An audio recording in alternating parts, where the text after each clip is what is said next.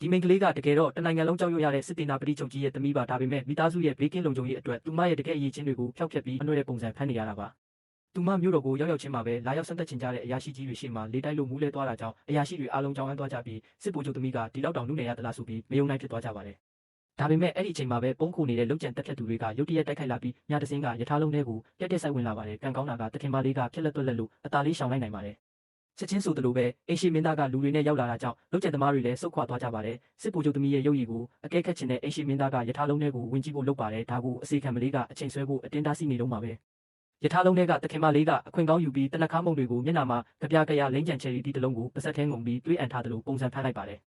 အိမ်ရှိမင်းသားရထားလုံးထဲဝင်လာတဲ့အခါလေတိုက်လို့မူးလဲနေပါတယ်ဆိုတဲ့မိန်းကလေးရဲ့အသက်ရှူတန်ကမှန်မှန်ကန်ကန်ဖြစ်နေတာကြောင့်အဆောင်ရောင်တွေနဲ့ဟန်ဆောင်နေတာလို့ရေးမိသွားပါတယ်ဒီမိန်းကလေးကတော့ဟွာလူလီလို့ခေါ်ပြီးအဖေဖြစ်သူကနိုင်ငံကျော်စစ်တေနာပတိကြီးဖြစ်တာကြောင့်သူမကငငယ်ကလေးကစစ်စခန်းမှာကြီးပြင်းလာပြီးတိုင်းပညာထူးချွန်သူတူပါ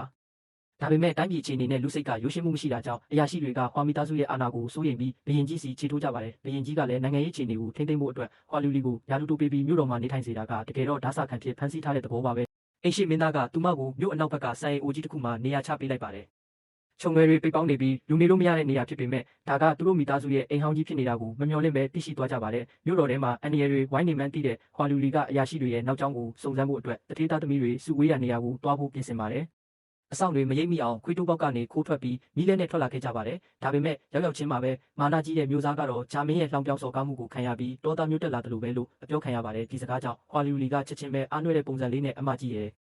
ကြောက်စရာကြီးကျမတို့ကိုလန့်အောင်မလုပ်ပါနဲ့ဆိုပြီးနှက်ခမ်းဆွမ်းနဲ့ပြန်လဲတုတ်ပြန်လိုက်တာကြောင့်ဂျာမင်းတယောက်ဒေါသထွက်ပြီးရိုက်နှက်ဖို့အထိဖြစ်သွားပါတယ်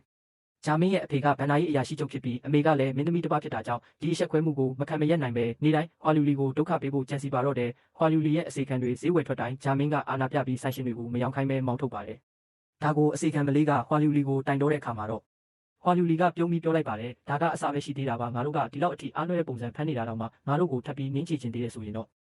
ငါအစွမ်းပြလို့ဖြစ်လာမဲ့ကိစ္စတွေကိုငါရဲ့အားနွဲ့တဲ့ခန္ဓာကိုယ်လေးပေါ်ပုံချလို့မရတော့ဘူးပေါ့တဲ့